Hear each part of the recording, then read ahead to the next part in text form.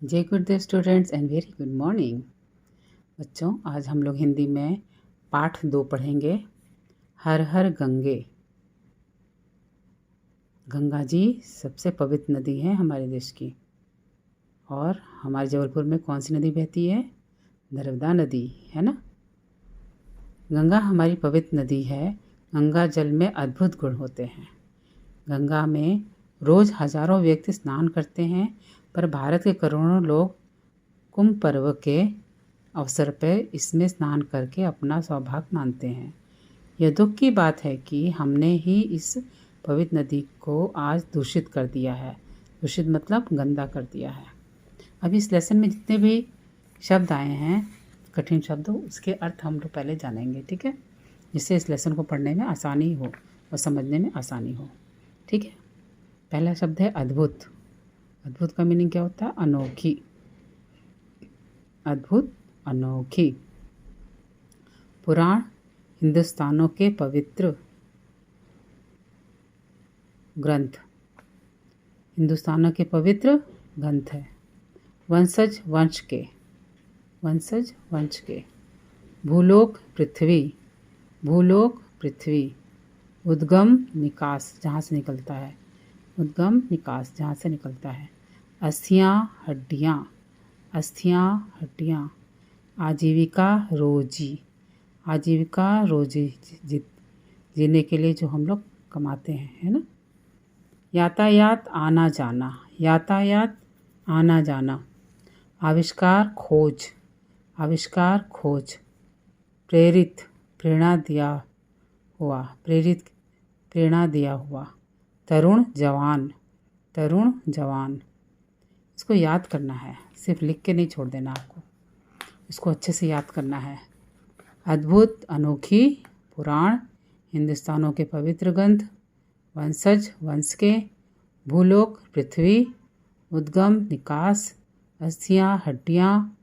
आजीविका रोजी। यातायात आना जाना। आविष्कार खोज। प्रेरित, प्रेरणा दिया हुआ।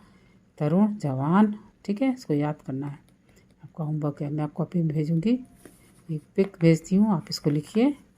और जितने भी नए शब्द आएंगे उसको हम लोग अंडरलाइन करेंगे, ठीक है।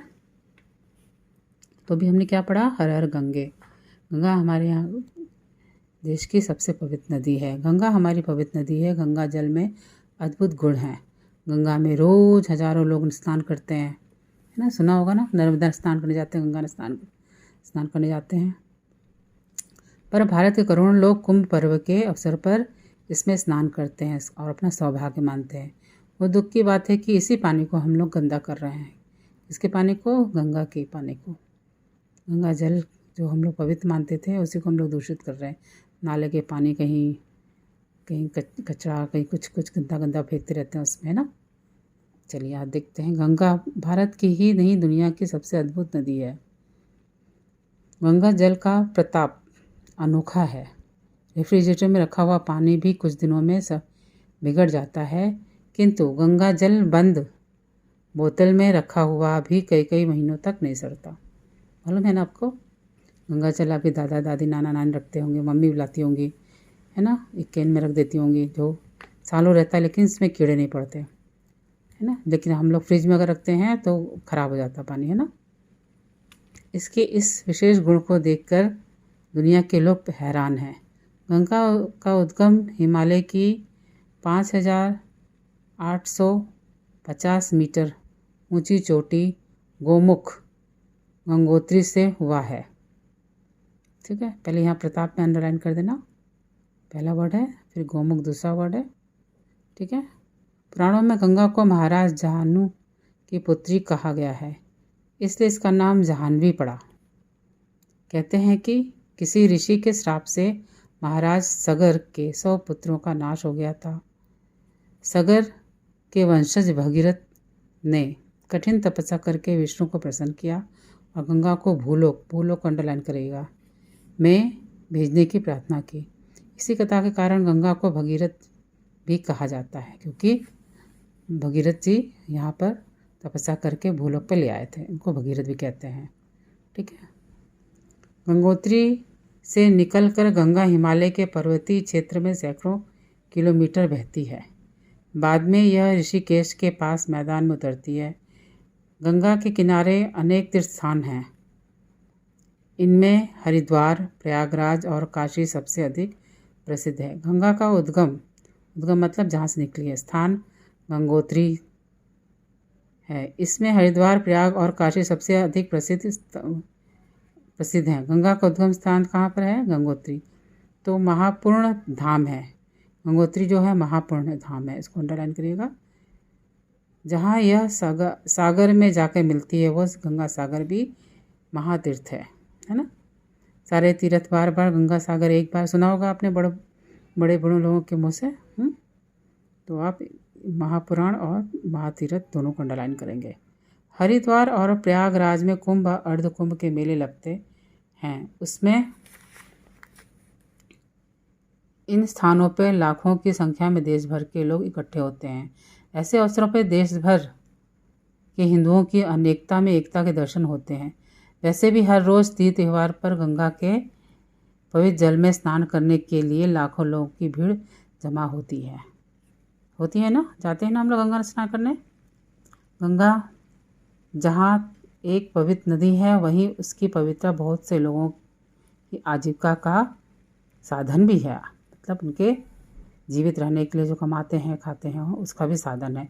ऋषिकेश, हरिद्वार, कनखल, गढ़मुक्तेश्वर, प्रयागराज, वाराणसी आदि नगर गंगा के कारण ही प्रसिद्ध व्यापारिक क्षेत्र बन सके हैं, है ना। घाटों में जाते लोग नहाने, वहाँ से सामान खरीदते हैं, जिससे वहाँ के व्यापारियों को लाभ होता है। जब रेलगाड़ी और यातायात के अन्य साधनों का आविष्कार को अंडरलाइन करेगा। मतलब तब तक गाड़ियाँ नहीं थी, तब गंगा में बड़ी बड़ी नौकाओं के द्वारा व्यापार किया जाता था। आज भी पहाड़ों से ऋषिकेश और हरिद्वार तक गंगा के जल में ही लकड़ियाँ ढोई जाती हैं। ठीक है, अभी आपको क्या समझ में आया? गंगा हमारे देश की सबसे पवित्र नदी है और ये कई शहरों से होते हुए निकलती है और वहाँ के शहरवासियों के आजीविका का साधन भी है ना। पहले जो यात्रा करने के लिए हमारे पास रेलगाड़ी और कार वगैरह को हवाई जहाज नहीं हुआ करते थे, तब हम लोग नाव से ही यहाँ से वहाँ जाया करते थे, है ना। इसके आगे हम नेक्स्ट क्लास में पढ़ेंगे बच्चों। ठीक है, हमने अभी शब्दार्थ दिया है, वो लिख लीजिएगा। और भाषा का थोड़ा पार्ट हमने दिया है, वो भी आप लिख लीजिएगा। ठीक है, लिपि के बारे में दिया है, दिखा रही हूँ आपको। जैसे हम लिखा था भाषा, ठीक है, कितने प्रकार के होते भाषा? मौखिक है, लिखित है, सांकेतिक है ना। 3 प्रकार के हैं ना भाषा। थोड़ा सा रह गया था, वो भी लिख लीजिए। लिपि किसको कहते हैं? स्क्रिप्ट को कहते हैं। भाषा को अक्षरों या वर्णों चिन्हों में लिखने की विधि को लिपि कहते हैं। प्रत्येक भाषा की अलग अलग लिपि होती है। भाषा लिपि हिंदी भाषा की देवनागरी, संस्कृत की भी देवनागरी, मराठी की देवनागरी और नेपाली की भी देवनागरी होती है। अंग्रेजी की रोमन, उर्दू की फारसी, पंजाबी की गुरुमुखी। व्याकरण प्रत्येक भाषा के कुछ नियम होते हैं। ठीक है, व्याकरण किसको बोलते हैं? जिसके प्रत्येक भाषा के कुछ नियम होते हैं। व्याकरण हमें सही बोलने, लिखने का, सही समझने का ढंग सिखाती है। व्याकरण किसको बोलते हैं? वो नियम जो सही भाषा को सही लिखना, बोलना और समझने का ढंग सिखाए। ठीक है, ये इतना पार्ट और लिख लीजिएगा भाषा के नीचे, ये आपका भाषा कंप्लीट हो जाएगा। ओके बच्चों, बाय, टेक केयर। और अच्छे से कॉपी में लिखिए। आपने देखा कि बहुत सारे बच्चे भी कॉपी भी नहीं लिए हैं, ना लिख रहे। देखो लॉकडाउन फिर शुरू हो गया ना, कल करते करते कितना लेट हो गया आप लोग, हो गए ना। तो ये वाला ग्रामर बुक में लिखना है आपको भाषा। ठीक है, इसको अच्छे से लिख लीजिएगा। Okay, bye, take care.